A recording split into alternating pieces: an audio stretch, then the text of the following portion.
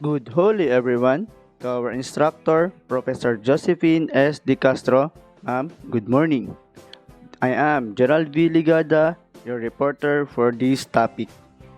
My report is all about Lawrence Kohlberge's stage of moral development.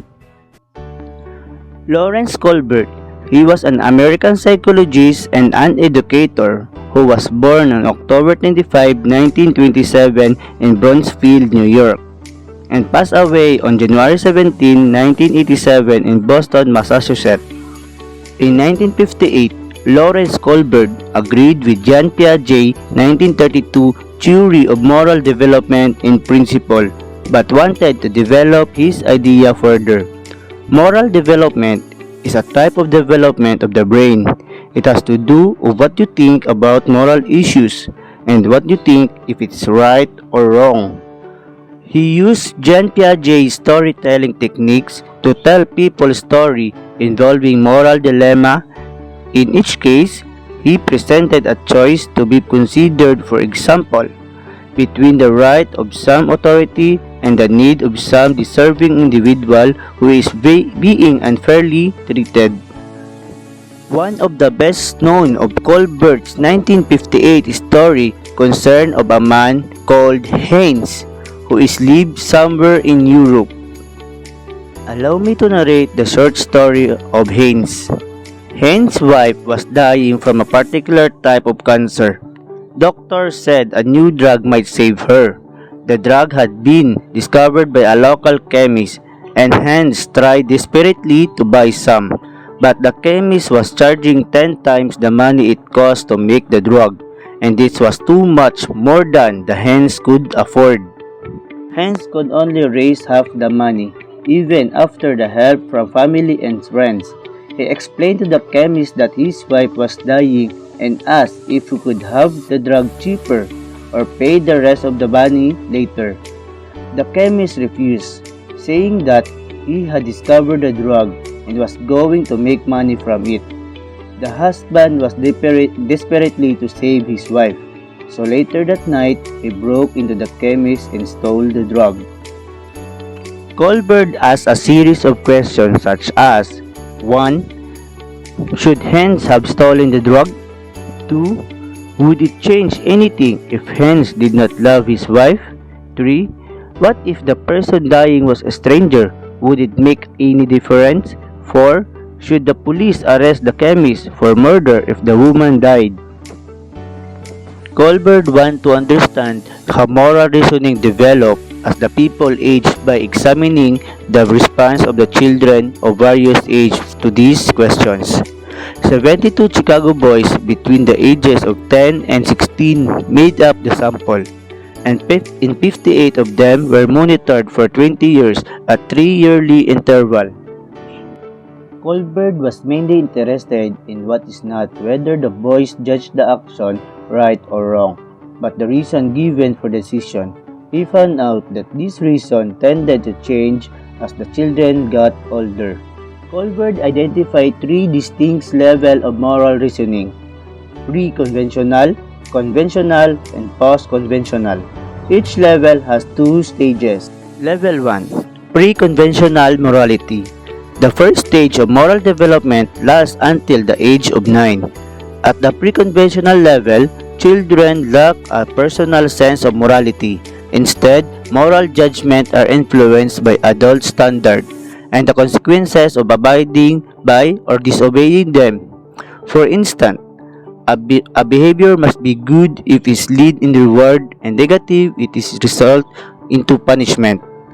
In this level, authority is outside the individual, and the children often make moral decisions based on the physical consequences of action.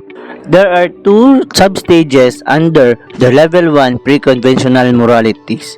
The first stage is the obedient and punishment orientation. The child or person acts righteously to avoid punishment. A child must have done something wrong if they are punished. For example, in Heinz's dilemma, children at this level always claim that Heinz didn't act morally because stealing is wrong, against the law, and will land into jail. The second stage is the individualism and exchange. Children understand at this age that there is more than one correct viewpoint that is prescribed by the state. Different people have different points of view. Punishment is just a risk that everybody wants to avoid. Okay. For example, in Hein's dilemma. In this stage, children often think of what is right, for Heinz is all about his personal interests, such that stealing of drug for his wife, and also what is right for the chemist making money for his drug, and they might often think that the chemist is so unfair for selling the drug in too much amount. Second level is the conventional morality. The acceptance of the social rules referring to the right and wrong is characteristic of conventional moralities, which is the second stage of moral growth. At the conventional level, most adolescent and adult, we begin to internalize the moral standard of value adults' role models. In this level, authority is internalized but not questioned, and reasoning is based on one norms of the group to which the person belongs. This is under the level 2 conventional moralities. Stage 3, good interpersonal relationship. At this stage, people, not just children anymore, believe that we should live up to the values of family and community, and you should have trust and compassion to one another. Stage 4, maintaining the social order. As the individual becomes aware of what the society's broader set of rules, judgments are made about following them in order to uphold the law and absolve oneself of guilt. For example, in Hein's dilemma, in this stage, people almost always say it is wrong for Heinz to steal the drug because of what he is doing is not keeping the society functioning orderly and properly. And they also pointed out that everybody will steal what they want. It will be a chaotic world. Stage of moral development known as post-conventional morality is distinguished by a person's comprehension of broader principle of law. Moral reasoning is based on individual rights and justice, while individual judgment is based on one's self-selecting principle. According to Kohlberge, few persons only reach in this level of moral reasoning.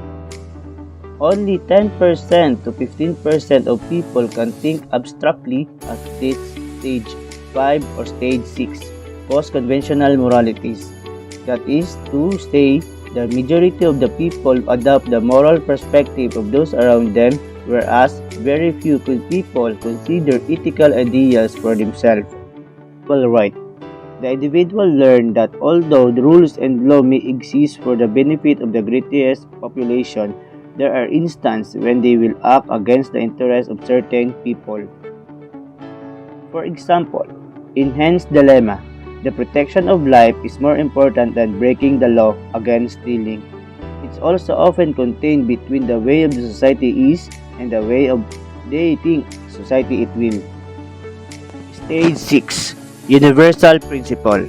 At this point, people have created their own set of moral standards that may or may not align with the law. Everyone should adhere to the principle. For instance, equality, justice, and human rights. The individual will be ready to take action to defend this principle, even if doing so means going against the majority of the society and risking punishment such as imprisonment or social exclusion. Few people in Kohlberg's viewpoint made this point. Implication to education. It enables teachers to understand the different level of moral understanding of learners. It also enables teachers to give proper guidance to students about their moral behavior. By understanding this theory of moral development, teachers can help to guide the moral character of their students and may help them to become the best that they can be. And that's the end of my report. Thank you for listening, and once again, good holy and goodbye.